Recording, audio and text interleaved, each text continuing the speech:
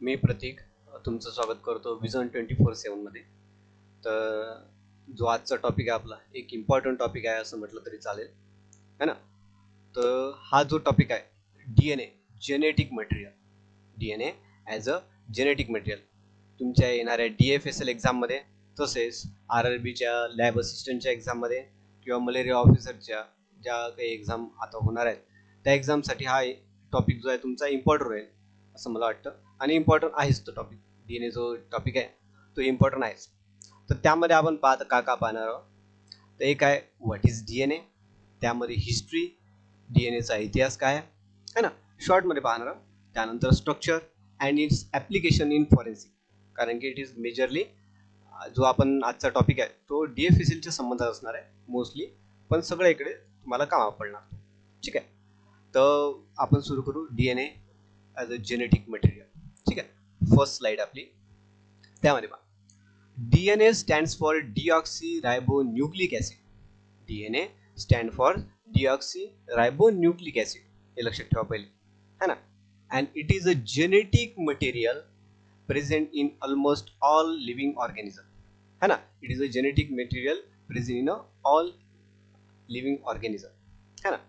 तर हे जो DNA असते तो सगळ्या ॲनिमल्समध्ये प्रेझेंट असते. इवन डॉग्स, कॅट्स किंवा म्हटलं तुम्ही जर प्लांट्स म्हटले त्यामध्ये ज्या सेल्स असते, सेल्सच्या न्यूक्लियसमध्ये तुमचा DNA प्रेझेंट असते. ठीक आहे. त्यानंतर पाहता इथं एक DNA contains all the genetic information of an organism. DNA contains all the genetic information of an organism, है ना. DNA जो असते, एक आपली जी सुरुवात होते ते एका पेशीपासून होते.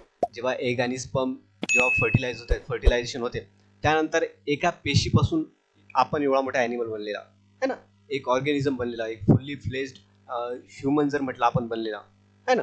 तर एका पेशीपासूनच आज अर्बो पेशी, बिलियन्स सेल माझ्या बॉडीमध्ये आहे, है ना. तर माझी बॉडी ह्युमन असणार की मी प्लांट असणार, है ना, की मी ॲनिमल असणार किंवा डॉग्स कॅट असणार, हे कोण डिफाईन करणार, है ना. हे कोण डिफाईन करणार, DNA डिफाईन करणार.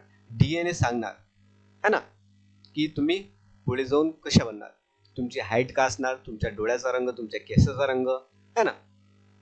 त्या ह्या सगळ्या गोष्टी, तुम्हाला दात किती असतील, इवन हे पण हे कोण डिफाईन करते, तर DNA. हे DNA सांगते, है ना, की आपल्याला काय काय एका ह्युमनमध्ये किंवा एखाद्या ऑर्गॅनिझममध्ये आपल्याला काय काय कोड करायचं आहे किंवा कशा प्रकारे तो बनवायचा आहे ऑर्गॅनिझम पूर्ण. त्याची सगळी जे ब्ल्यूप्रिंट असते तो DNA असते, है ना.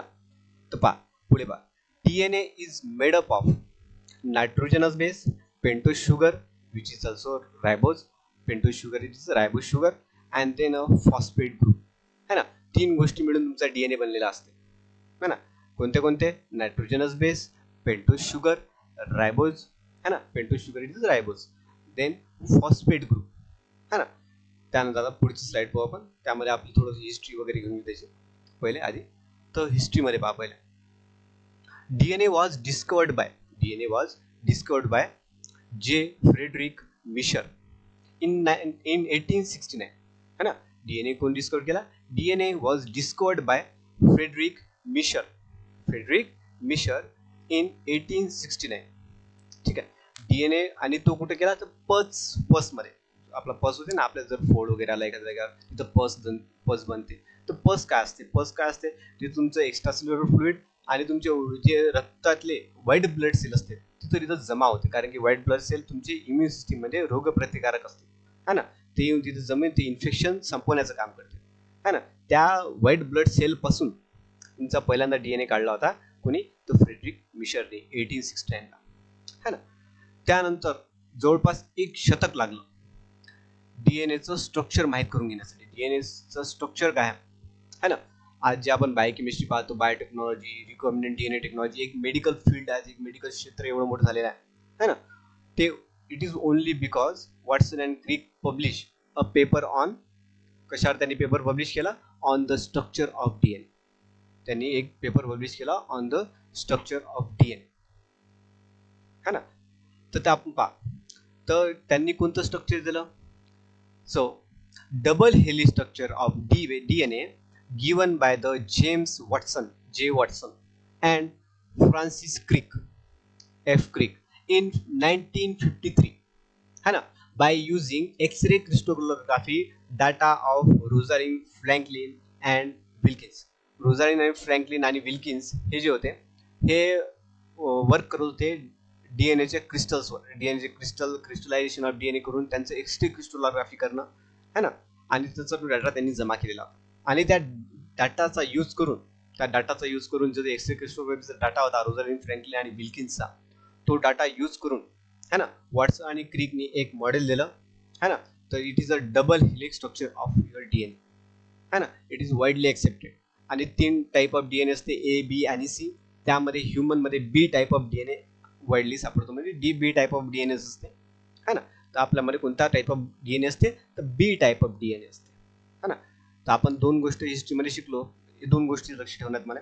DNA was discovered by the Friedrich Miescher, and then the second is the double helical structure of DNA is given by the J. Watson and F. Crick, ठीक आहे, in 1953. ह्या 2 गोष्टी लक्षात ठेवणं. आणि एक्सपेरिमेंटल डाटा जो होता तो रोझालिन फ्रँकलिन आणि विल्किन्सचा होता. रोझालिन फ्रँकलिन हे नाव लक्षात ठेवा, ठीक आहे. ठीक, पुढचं, ठीक आहे. DNA is a macro molecule. DNA is a macro नाही, macro. It is a bigger than a micro, ठीक आहे. It is a macro molecule, है ना.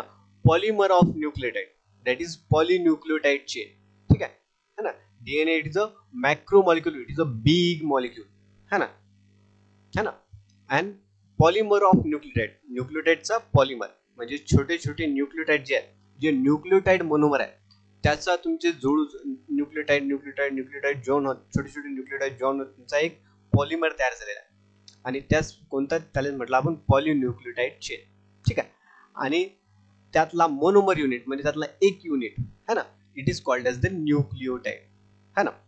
आता पहा, each monomer that is nucleotide made up of, एक न्यूक्लियोटाइड कशाचा बनलेला असतो तुमचा, है ना, nitrogenous base, then ribose sugar and then phosphate group.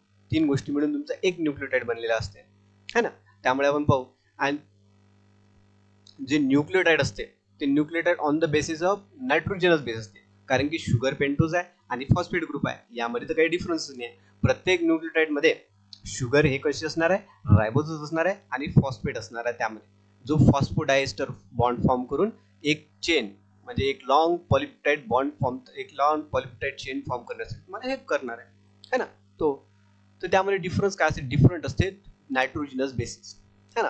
तर किती प्रकारचे आहेत, there are 5 types of nitrogenous bases. है ना. क्लासिफाईड केलं त्यांना, तर एक असते प्युरिन्स आणि दुसरे असते पिरॅमिड्स, है ना.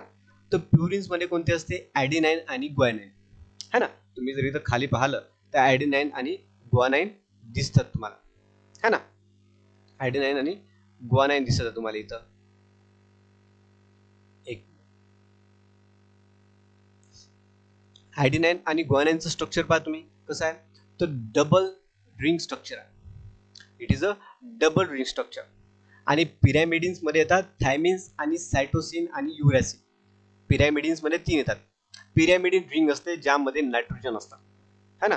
तुम्ही जर एक बेन्झीन रिंग पाहिलं त्यामध्ये सगळे कार्बन असतात, सायक्लोहेक्झेन पाहिलं त्यामध्ये सगळे कार्बन असतात, है ना. पण यामध्ये काय, त्या रिंग मध्ये 2 नायट्रोजन असतात. तो it is a pyramid ring, केमिस्ट्रीवाल्यांना माहित असणार पिरॅमिड रिंग, है ना. त्यानंतर ग्वानाइन आणि ॲडेनाइनचं एक स्ट्रक्चर जर तुम्ही काढलं तर pyramid ring fused with the imidazole ring, है ना. इमॅडोझोल रिंग सोबत ते फ्यूज असते आणि एक डबल रिंग स्ट्रक्चर फॉर्म करते, हा. आणि ते ॲरोमॅटिक आहे, त्यामध्ये 5 डबल बॉन्ड आहेत. हे जे डबल बॉन्ड आहे, तुम्ही असं एक गोल जर काढला याच्यामध्ये असा गोल काढू शकता तुम्ही. केमिस्ट्रीवाल्यांना माहित असेल, जे बेन्झीनचं स्ट्रक्चर काढतात त्यामध्ये असं एक एक सर्कल सर्कल सर्कल सर्कल असे काढू शकतात, है ना. एक डिलोकलायझेशन ऑफ पाय इलेक्ट्रॉन तुम्हाला माहित असणार. डिलोकलायझेशन ऑफ पाय इलेक्ट्रॉन, है ना, lead to the aromaticity in the ring, है ना. ॲरोमॅटिसिटी तुम्हाला दिसत येतं. एक तो जो गोल कसा काढला तुम्ही, आता दिवाळीला बघा तुम्ही फुलझडी वगैरे करता, फुलझडीला घ्या इलेक्ट्रॉन आणि इलेक्ट्रॉन रिंग मध्ये फिरत आहे, त्या फुलझडीला तुम्ही जोरशी घुमा अशा सर्कल मध्ये, तर तुम्हाला एक रिंग फॉर्म झाल्यासारखी दिसते, है ना. है ना. तशाच प्रकारे इथं काय होत आहे, जो इलेक्ट्रॉन आहे तो या रिंग मध्ये फिरत आहे, तो इलेक्ट्रॉन या रिंग मध्ये फिरत आहे, है ना. तो एक इवन डिस्ट्रीब्युशन ऑफ इलेक्ट्रॉन है ना त्या रिंग मध्ये. तर electron all at the same time सगळीकडे तो आहे असा प्रेझेंट असं काय समजा, है ना. त्याचा पण यूज आहे पुढे, है ना. पहिले आता दोन गोष्टी पहा तुम्ही. एक तर ह्या ज्या रिंग आहे त्या रिंग्स मध्ये नायट्रोजन प्रेझेंट आहेत, है ना. आणि त्यानंतर दे आर ॲरोमॅटिक, है ना. तर आपण काय म्हणू शकतो, purines and pyrimidines are heterocyclic and aromatic, है ना. आपण काय म्हणू शकतो, pyrimidines and purines nitrogenous bases are, nitrogenous bases जर आपण कन्सिडर केले, नायट्रोजनस बेसिस आर कशा आहे, हेट्रोसायक्लिक अँड ॲरोमॅटिक, है ना. हा पण क्वेश्चन येऊ शकते कशा आहेत. ठीक आहे. एक तुम्ही जर स्ट्रक्चर पाहिलं इथं, हे बा इथे एक फॉस्फेट ग्रुप, एक न्यूक्लियोटाइड कसा बनते तुम्ही पाहिलं तर हे बा एक फॉस्फेट ग्रुप, एक शुगर आणि एक नायट्रोजन बेस. फक्त जर नायट्रोजनस बेस आणि शुगर असलं तर त्याला न्यूक्लिओसाइड म्हटलं आहे. काय म्हटलं ते, न्यूक्लिओसाइड म्हटलं जातं, हा नाही. आणि जेव्हा त्यात फॉस्फेट ऍड होते तर त्याला न्यूक्लिओटाइड म्हटलं जातं, है ना. ते जॉईन कसे ते पाहू आपण, कारण की स्ट्रक्चर मध्ये ते इम्पॉर्टंट पार्ट आहे, है ना. तर तुम्हाला समजलं प्युरिन्स कोणते, ॲडेनाइन गुआनाइन प्युरिन्स, आणि पिरॅमिडिन्स कोणते, थायमिन सायटोसिन आणि युरॅसिल, है ना.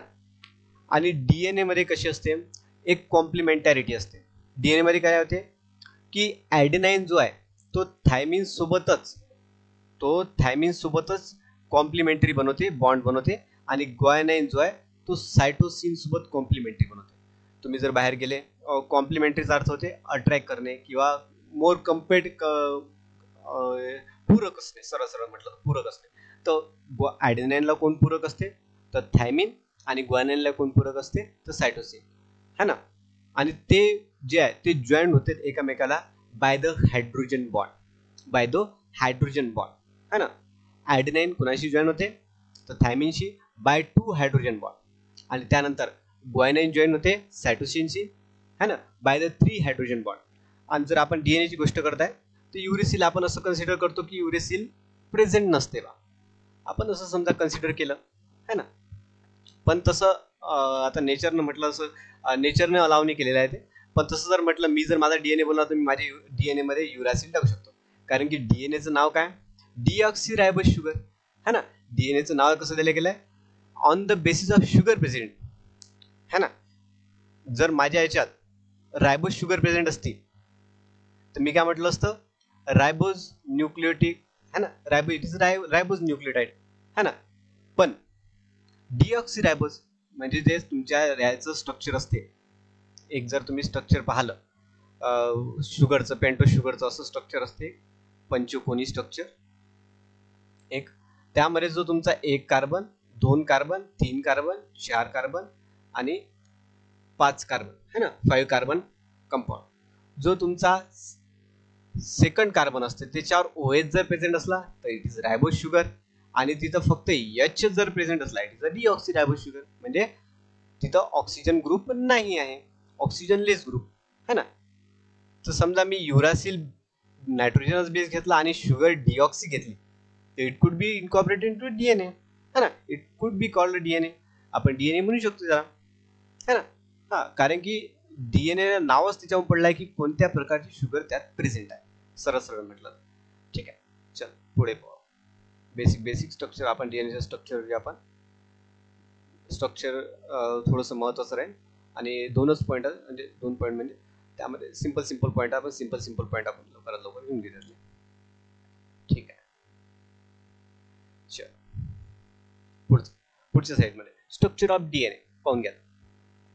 DNA is a right handed double, म्हणजे बी टाइप ऑफ डीएनए जो आपला B type of DNA human मध्ये सांगितलाय, है ना. तर DNA is a right handed double helix structure, है ना, where two anti-parallel nucleotide chains coiled around a axis by hydrogen bond formed between the nucleotides. आता लक्षात ठेवा, पहिले फोल्ड करू आपण. ठीक आहे, डीएनए इज राईट हँडेड असं स्ट्रक्चर, राईट हँडेड, है ना, म्हणजे तुमचं म्हटलं अँटी क्लॉकवाईज, है ना. पाहून घेतात double helix structure. Double helix structure, helix म्हणजे एक प्रकारे स्वतःच भोवती एका ॲक्सिस भोवती ते घुमलेली असते. शिडी जर घेतली तुम्ही एक आणि ते शिडी जर लवचिक असणार त्याला जर फिरून दिलं असं थोडंसं, तिला ट्विस्ट केलं, जो ट्विस्टेड फॉर्म येणार आहे एका शिडीचा है ना, जे लॅडर ज्याला म्हणतात लॅडर फॉर्म, लॅडरला जर ट्विस्ट केलं जो ट्विस्टेड फॉर्म येणार तो असणार आहे हेलिकल फॉर्म है ना. अँटी पॅरलल, आता अँटी पॅरललचा अर्थ काय होते है ना. समजा मी पुण्याहून चाललो आता मुंबईला है ना, प्लॅटफॉर्म नंबर 1 वरून पुण्याहून मुंबईला चाललो है ना, आणि संध्याकाळी काम करून वापस येत आहे मुंबईहून पुण्याला है ना. सो डायरेक्शन कशी आहे, दोन लाईन पॅरलल आहेत, म्हणजे जो जाण्याचा रस्ता आहे तोच राहण्याचा, कारण की दोन ट्रॅक कसे असते, रेल्वेचे दोन्ही ट्रॅक आजूबाजूला असते, जाण्याचा असो राहण्याचा असो है ना, आजूबाजूलाच असते दोन्ही है ना, दे आर पॅरलल है ना. पण डायरेक्शन कशी आहे, एका ट्रॅकवरून मी पुण्याहून मुंबईला जात आहे आणि दुसऱ्या ट्रॅकवरून मी मुंबईहून पुण्याला येत आहे, तर दीज आर अँटी पॅरलल है ना, दीज आर अँटी पॅरलल. ठीक आहे, पाहून घ्या आता काहीच नाही. Adenine nucleotide forms 2 hydrogen bond with the thymine nucleotide. तर जे हायड्रोजन बॉन्ड फॉर्म होते ते हेलिकल स्ट्रक्चरले मेंटेन करण्यासाठी फॉर्म होते. ते काय होते, हेलिकल स्ट्रक्चरले मेंटेन करण्यासाठी फॉर्म होते, कारण की ट्विस्टेड स्ट्रक्चर आहे तर ताण येणारच त्यावर है ना. रबर जसं आपण ताणला तो वापस आपले पोझिशन येण्याचा प्रयत्न करतो, तर त्यावर जो स्ट्रेन आणण्याचा जो पकडून ठेवण्याचं काम करतो डबल हेलिक्सले, तो कोण करते, तर hydrogen bond. Adenine nucleotide form 2 hydrogen bonds with a thymine nucleotide है ना. त्यानंतर guanine nucleotide form 3 hydrogen bond with a cytosine nucleotide है ना. Both are complementary. Adenine complementary with the thymine है ना, फॉर्म करते 2 hydrogen bond. Complementary means from the both side, it should be from the both side, one sided is not है ना.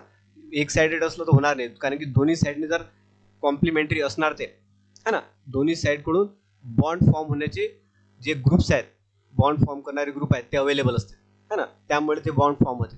म्हणून आपण काय म्हटलं, adenine nucleotide form 2 hydrogen bond with the thymine bond, and then guanine nucleotide form 3 hydrogen bond with the cytosine nucleotide. ठीक आहे. हा, nitrogenous bases perpendicular to the axis, it is important. Nitrogen bases जे असते, एक axis हा pen axis समजा, ज्याच्या भोवती मी डीएनए काय केलाय, डीएनए असा ट्विस्ट केलाय आणि हेलिक्स फॉर्म केलाय है ना.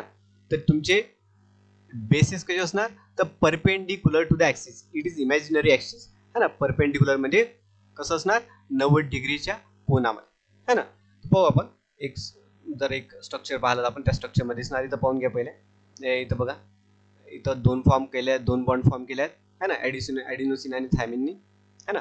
त्यानंतर इथे किती फॉर्म केले आहेत, 3 बॉन्ड हायड्रोजन बॉन्ड फॉर्म केले आहेत है ना, सायटोसिन आणि ग्वानिनने. ठीक आहे, स्ट्रक्चर ऑफ डीएनए मध्ये पाहून घ्या. पहा, जे 2 न्यूक्लियोटाइड आहेत ते कसे कोणत्या ॲटमनी हे झालेले आहेत, जॉईंट झाले आहेत, तर फॉस्फेटाने. इट इज अ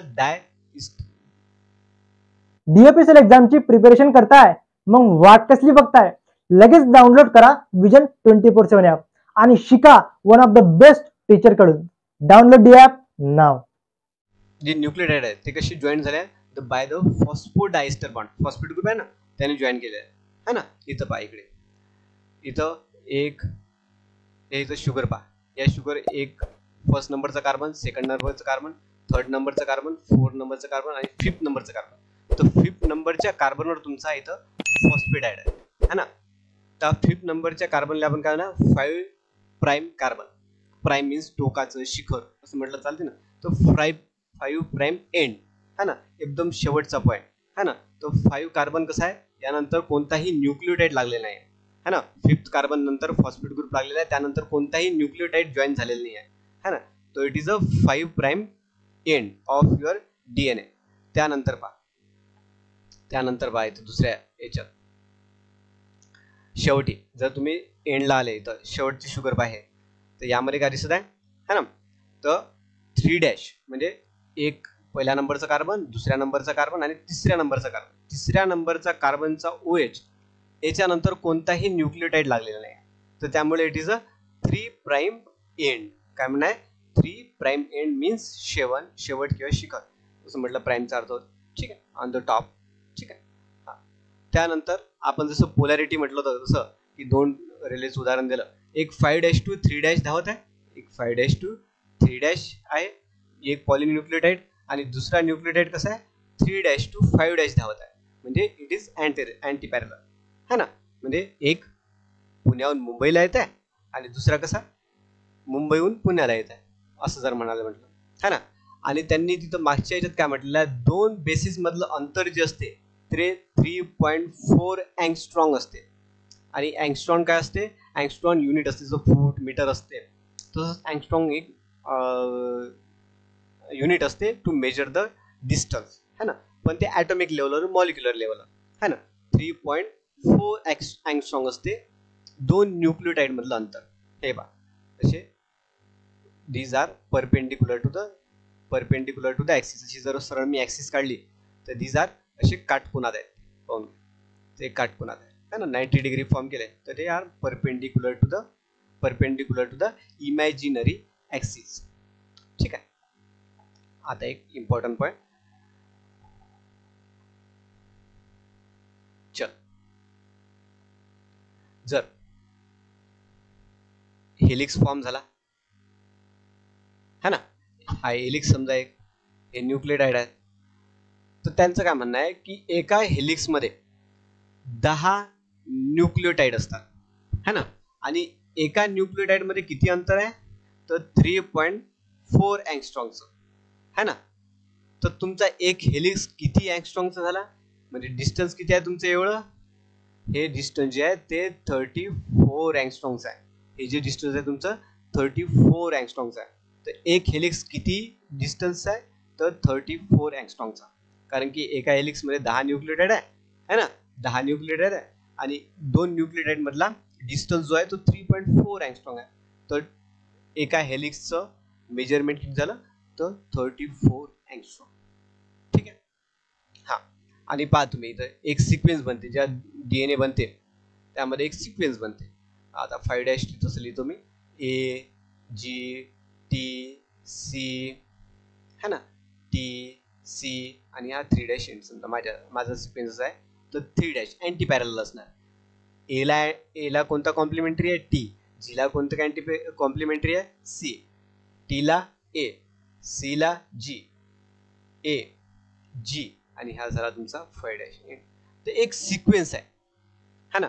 हा जो सिक्वेन्स फॉर्म करते, या सिक्वेन्सचा एक जो 3चा न्यूक्लियोटाइडचा एक जो सिक्वेन्स असते तो तुमचा फॉर्म करते codon.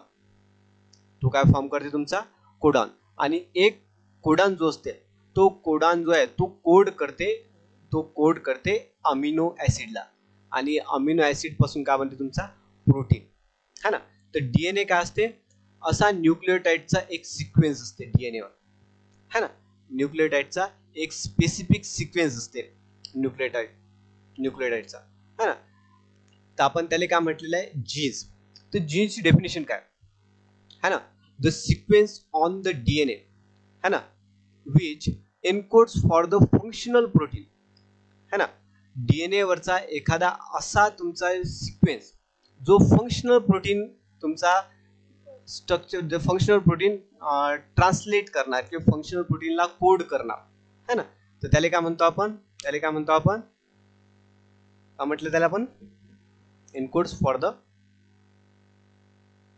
It is called as the gene है ना. What is gene, the sequence on the DNA which encodes for the functional protein है ना. आता माझ्यामध्ये जसं मी सलायव्हरी अमायलेज आहे, प्रत्येकामध्ये सलायव्हरी अमायलेजचा जो सिक्वेन्स असणार आहे तो प्रत्येकामध्ये तुमच्यामध्ये माझ्यामध्ये तो सगळा सेमच असणार आहे, काही असा डिफरन्स नसणार आहे. ठीक आहे है ना.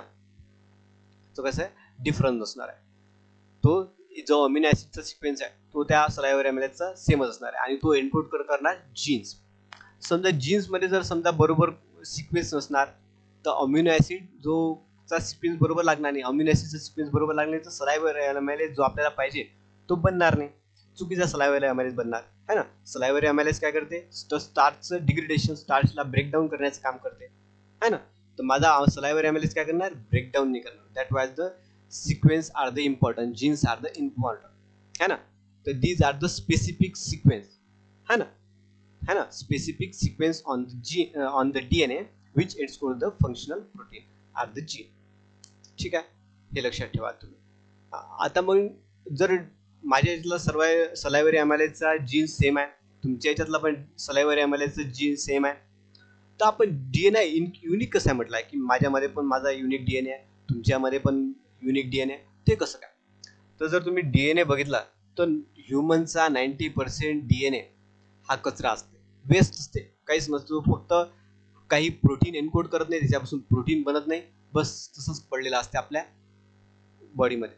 90% डीएनए है ना, फक्त 10% त्यामधला पण काही पर्सेंट अजून असते तो वेगळा वेगळा, पण फक्त त्यातला 10% म्हणून आपण की तो प्रोटीन सिंथेसाइज करते है ना, किती कमी रेट झाला है ना. तर आता तुम्ही याच्यात लक्षात ठेवा, हे जे 90% आहे, या 90% मध्ये काही युनिक कॅरेक्टर असते, काही युनिक कॅरेक्टर असते, ती युनिक कॅरेक्टर आपण पाहू. ठीक आहे, एक मिनिट, आपण ती युनिक कॅरेक्टर एकदा पाहून घेऊ. पहिले डीएनएचं बद्दल थोडंफार वाचून घेऊ आपण आणि डीएनएचं युनिक कॅरेक्टर पाहू. ठीक आहे, चला. हा, हे डीएनएची डेफिनेशन आहे, DNA as a genetic material. तर डीएनएचं जेनेटिक, हा, तर डीएनए कुठं असते? Inside the cell, in the nucleus है ना, सेलच्या आतमध्ये न्यूक्लियस असते, न्यूक्लियसमध्ये ते प्रेझेंट असते है ना. आणि डीएनएची जर लेंथ काढसाल तुम्ही, डीएनए जवळपास 1 मीटरचा असते, म्हणजे 3.5 फूट. जर तुम्ही जर त्याला जर मोजलं तर 3.5 फुटाचा जो डीएनए असते है ना, तो एवढा मोठा डीएनए, एवढा मोठा 1 मीटरचा डीएनए, तो एका छोट्याशा सेलमध्ये, पेशी आपण त्यांना डोळ्यानं पाहू शकत नाही, त्या पेशीच्या पण न्यूक्लियसमध्ये तो प्रेझेंट असते है ना.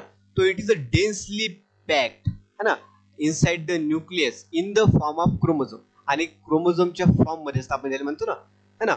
आणि क्रोमोझोमच्या फॉर्म मध्ये पॅक करण्यासाठी कोण काम करते है ना, तर histone protein.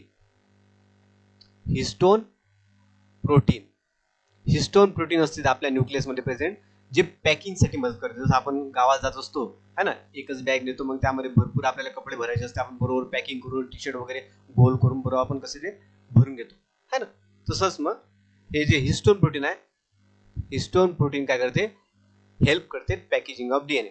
DNA store the genetic information in the form of genetic code है ना, कोडॉन्सचा सिक्वेन्स असते सांगितलेला आपण है ना. एन्कोड्स फॉर द एमआरएनए, कोडॉन्स असते ना, कोडॉन्सचा सिक्वेन्स वरून तुम्ही काय करता है ना. पहिले सेंट्रोडॉग्मा पहा, सेंट्रोडॉग्मा मध्ये काय होते? तुमचा डीएनए असते, डीएनए पासून डीएनए बनण्याच्या प्रोसेसला काय म्हणते? रेप्लिकेशन. डीएनए ची एक कॉपी तयार करता तुम्ही, त्याला म्हटलं जाते रेप्लिकेशन. डीएनए पासून आरएनए बनण्याच्या प्रोसेसला काय म्हटलं जाते? ट्रान्सक्रिप्शन है ना, एमआरएनए तयार होतो तुमचा. आणि आरएनए पासून प्रोटीन बनण्याच्या प्रोसेसला काय म्हटलं जाते? ट्रान्सलेशन म्हटलं जाते. हेच आपला सेंट्रोडॉग्मा आहे ना. तर आपला डीएनए होता, डीएनए वर जेनेटिक इन्फॉर्मेशन होती, ब्ल्यूप्रिंट होती, त्यापासून तुमचं काय झालं? एमआरएनए सिंथेसिस झाला, आरएनए सिंथेसिस झाले, आणि आरएनए पासून काय सिंथेसिस होते तुमचा? आरएनए कशासाठी कोड असते? Code for the amino acid sequence है ना. आणि अमिनो ऍसिडच्या प्रोटीन, अमिनो ऍसिडचा सिक्वेन्स म्हणजे अमिनो ऍसिडचा पॉलीपेप्टाइड है ना, it is called as the protein है ना. Sequence on the DNA that codes for the function of protein is called as the gene. ठीक आहे, सांगितलेलं है ना. त्यानंतर एक पहा, each individual have a unique DNA that is part of a DNA that can be only found in individual है ना, ते सांगतो. आणि त्या पार्टला म्हटलेलं आहे त्यांनी variable number tandem repeats. Variable number tandem repeats. समजा माझा डीएनए आहे आणि तुमचा डीएनए आहे, हा माझा डीएनए आहे आणि हा तुमचा डीएनए. तर एक सिक्वेन्स आहे एजीटीसी, कोणताही असू शकते असा, असं म्हणून आपण एजीटीसी है ना. या एजीटीसी ले ब्रेकडाऊन करणारा एन्झाईम माझ्याजवळ आहे ना, एन्झाईम माझ्याजवळ आहे, जो काय करते? एजीटीसी ले एजी आणि टीसीच्या मध्ये तोडते आणि त्याचे डीएनएचे 2 तुकडे करते, डीएनएचे 2 तुकडे करते. माझ्या डीएनए वर तो एकच वेळा प्रेझेंट आहे एजीटीसी, आणि तुमच्या डीएनए वर तो एजीटीसी 2 वेळा प्रेझेंट आहे है ना. तो 2 वेळा प्रेझेंट असल्याने काय होते? माझ्या डीएनएचा एकच वेळा तुकडा होईल है ना. तो एन्झाईम काय करणार? एजीटीसीच्या मधात एक वेळा ब्रेक करणार. पण तुमच्या डीएनए मध्ये काय होणार? तो 2, जिथं एजीटीसी 2 वेळा आहे त्या 2 जागेवर ते ब्रेक करणार. आपला डीएनए लिनियर असते, लिनियर डीएनए मध्ये किती फ्रॅगमेंट तयार झाले? 1 आणि 2. याच्यात किती तयार झाले? 1, 2 आणि 3 है ना. तर तुम्ही जर इलेक्ट्रोफोरेसिस केलं तर त्यामध्ये माझे 2च बँड मिळतील, आणि तुमचं जर इलेक्ट्रोफोरेसिस केलं तर किती बँड मिळतील? 1, 2 आणि 3. समजा कुठं क्राईम झाला किंवा तुम्हाला आयडेंटिफाय करायचं असणार की हा DNA जो आहे बा किंवा माझा टूथब्रश आहे, हा टूथब्रश कोणी वापरला होता, तर त्यावरून तुम्ही माझे सेल्स घेसाल आणि DNA आयसोलेट करसाल आणि त्याचं काय करसाल, त्याचे VNTRचं कंपॅरिझन करसाल तुम्ही, है ना. आणि तुम्हाला काय मिळणार, इलेक्ट्रोफोरेसिस झाल्यावर 2 बँड. तर हे 2 बँड जसे सेम मिळाले तर तुम्ही काय म्हणसाल की हा जो आहे बा तो प्रतीकचा असणार, है ना. असं तुम्ही त्याच्यावरून दाखवू शकता. हे एक ऍप्लिकेशन आहे VNTRचं. आणि VNTRचा फुल फॉर्म लक्षात ठेवा, व्हेरिएबल नंबर टँडम रिपीट्स. ठीक आहे, पुढची स्लाइड. ठीक आहे, द ऍप्लिकेशन ऑफ DNA है ना इन फॉरेन्सिक सायन्स. आपण म्हटलं त्याला DNA फिंगर प्रिंटिंग म्हटलं है ना. DNA works as a fingerprint. जसे आपल्या हातावर प्रिंट्स असते, फिंगरप्रिंट असते ना, तर प्रत्येकाची युनिक असते. जसा प्रत्येकाचा DNA पण युनिक असते. आपण म्हटलं ना DNA it is a unique, है ना. सगळ्यामध्ये DNA युनिक असते. तर DNA fingerprinting is one of the application. तर DNA fingerprinting is a forensic technique used to identify individual DNA by characteristics of their DNA. Characteristics कोणते, तर VNTRs, variable number tandem repeats, है ना. ते तुम्हाला सांगितलं कसं ब्रेकडाऊन करावं लागतं माझा DNA. आणि it was invented by Alex Jeffrey in 1985. कोणी इन्व्हेंट केलं, तर इन्व्हेंटेड बाय एलेक्स जेफ्री, है ना. तर इथं बा इथं क्राईम सीन सॅम्पल दिसत आहे तुम्हाला. त्याच्यावर किती बँड मिळाले आहेत, हे 1, हे 2 आणि 3. फक्त एक पझल सॉल्व्ह केल्यासारखं सॉल्व्ह करा. याच्यासारखेच बँड याच्यासारख्याच पोझिशनवर कुठे आहेत, कोणत्या याच्यात दिसते तुम्हाला पाहा, है ना. 1 नंबर मध्ये दिसते का नाही, याच्यावर थोडीशी खाली आहेत, है ना. तर 1 नंबर नाही आहे, याच्यात डिस्टन्स पण आहे. आणि जो लास्ट लोकेशन 3 आहे तो तर एकच बँड मिळाला, है ना. पण तुमच्या सस्पेक्ट 2 मध्ये पहा, ते सगळे मॅच होत आहे. सस्पेक्ट 2 मध्ये काय होत आहे, सगळ्यांचं डिस्टन्सही मॅच होत आहे आणि सगळ्यांची जे बँड्स मिळाले ते सेम आहे. तर जो क्राईम सीनवर आपल्याला DNA मिळाला तो या व्यक्तीचा असू शकते. तो एक विक्टिम पण असू शकते, है ना, किंवा अक्यूज असणार तो आरोपी असू शकते, है ना. आपण त्यानंतर जो पण आपलं एक फिंगर प्रिंटिंगचं ऍप्लिकेशन म्हणून आपण घेतलेलं आहे ते. ठीक. पुढे MCQ जरी 6 असले तरी MCQ मधून तुम्हाला मॅक्झिमम आउटपुट घेऊ आपण, मॅक्झिमम आपल्याला नॉलेज मिळावं असं आपण घेऊ. ठीक आहे, तर पहा तुम्ही.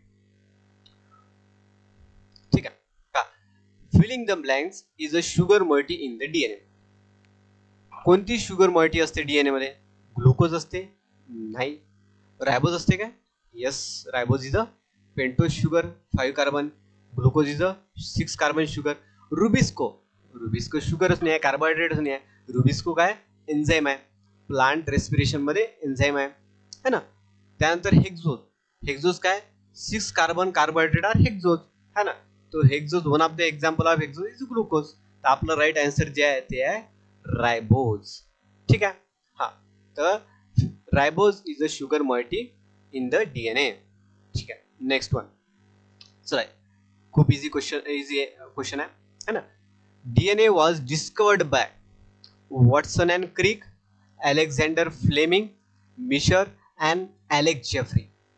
तर DNA was discovered by F. Miescher. कोणी डिस्कस केला होता, फ्रेडरिक मिशरने. वॉटसन अँड क्रिकने डबल हेलिक्स स्ट्रक्चर दिलं होतं, है ना, मॉडेल दिलं होतं त्यांनी. अलेक्झांडर फ्लेमिंग कोण आहेत माहित आहे का तुम्हाला. अलेक्झांडर फ्लेमिंग जे आहे ते पेनिसिलिन दिलं होतं त्यांनी. ठीक आहे, पेनिसिलिन पहिल्यांदा दिलं होतं त्यांनी. त्यानंतर एलेक्स जेफ्री आपण आताच वाचलं की यांनी इन्व्हेंट केलंय. काय इन्व्हेंट केलं यांनी, तर केलं यांनी इन्व्हेंट DNA फिंगर प्रिंटिंग. चलो नेक्स्ट. VNTR स्टँड्स फॉर काय, 4 ऑप्शन दिले आहे. व्हेरिएबल नंबर टँडम रिपीट्स, है ना, very number tandem repeats, very good. पहिल्याच नंबरचं जे A ऑप्शन आहे तो बरोबर आहे, है ना. व्हेरिएबल नंबर टँडम रिपीट्स, बाकी सगळे काही त्यात असा दम नाही. ठीक आहे, चौथ्या नंबरचा तुमचा MCQ बघून घ्या. The double helix structure of DNA given bye. Double helix structure कोण दिलं, कॅल्विन गुडार्ट, नाही. ऐकलं तर नाही नाव. सिगमंड फ्रॉइड, नाही. कार्ल आइन्स्टाईनर, नाही. ऐकल्यासारखं नाव पण नाही. दिलं कोण आहे, तर जे Watson and Francis Crick. James Watson आणि Francis Crick. Double helix structure of DNA given by the James Watson आणि फ्रान्सिस क्रिक. तर कॅल्विन गोडार्ट कोण आहेत, फॉरेन्सिक मध्ये कॅल्विन गोडार्टचं नाव आहे. तर कॅल्विन गोडार्ट जे आहे ते फॉरेन्सिक बॅलिस्टिक डिपार्टमेंट जे होतं, फॉरेन्सिक बॅलिस्टिक जे जे बॅलिस्टिक्समध्ये गन्स आणि फायर आर्मशी संबंध असतो त्याचा, है ना. तर कॅल्विन गुडांनी कंपॅरिझन मायक्रोस्कोप तयार केला होता. 2 स्टेरिओ मायक्रोस्कोप असते attach to a single grip, त्यामध्ये बुलेट्स किंवा फायर आर्म जे असते ते कम्पेअर केले जाते. तर कॅल्विन गुडाचे जो आहे ते बॅलिस्टिक्सशी संबंध आहे. तर सिगमंड फ्रॉइड जे पण आता फॉरेन्सिक सायकोलॉजी शिकत असतील त्यांना सिगमंड फ्रॉइडचं नाव माहीत आहे, है ना. सायकोलॉजिस्ट आहेत ते. त्यांनी आयडी इगो सुपर इगोचा कॉन्सेप्ट दिला आहे. ते कार्ल आइन्स्टायनर कोण होते, ज्यांनी ABO ब्लड ग्रुपिंग दिली आहे. कोणती ABO ब्लड ग्रुपिंग कोणी दिले, तर कार्ल आइन्स्टायनर. ठीक आहे. नेक्स्ट क्वेश्चन मध्ये काय, filling the blanks bonds form between 2 complementary nucleotide. जी कॉम्प्लिमेंटरी न्यूक्लियोटाइड होते, है ना, कोणते होते, AG आणि TC. ए सोबत कॉम्प्लिमेंटरी न्यूक्लियोटाइड कोणते होते आपल्याजवळ कोणकोणते होते कॉम्प्लिमेंटरी न्यूक्लियोटाइड, A आणि T ज्यामध्ये 2 हायड्रोजन बॉन्ड फॉर्म होते, G आणि C ज्यामध्ये 3 हायड्रोजन बॉन्ड फॉर्म होत होते, है ना. तर first option it is correct. Hydrogen bond, oxygen bond नाही, फॉस्फरस बॉन्ड नाही, कोव्हॅलेंट बॉन्ड तो सेल आपल्या सायकल सेल रिंगमध्ये असते असं म्हटलं चालेल तुम्ही, कार्बन रिंगमध्ये. ठीक आहे. तर त्यानंतरचा next question, DNA fingerprinting was discovered by Alex Jeffrey. Yes, it is discovered by the Alex Jeffrey. Then दुसरा ऑप्शन पाहून घ्या तुम्ही, ऑप्शन पासून घेतो आपण. त्यानंतर R कृष्णमूर्ती, है ना, रुक्मिणी कृष्णमूर्ती, डॉक्टर रुक्मिणी कृष्णमूर्ती. तर यांचं नाव खूप गाजलेलं आहे. फॉरेन्सिक लेडी ऑफ इंडिया त्यांना म्हटलं आहे. त्यानंतर अल्फॉन्स बर्टिलिऑन ज्यांनी अँथ्रोपोमेट्रिक मेजरमेंट ऑफ क्रिमिनॉलॉजीमध्ये त्यांनी वर्क केलं आहे, अँथ्रोपोमेट्रिक ज्यांनी मेजरमेंट दिलं आहे. त्यानंतर मॅथ्यू ऑर्फिला, है ना, Mathieu Orfila also called as the father of toxicology, है ना.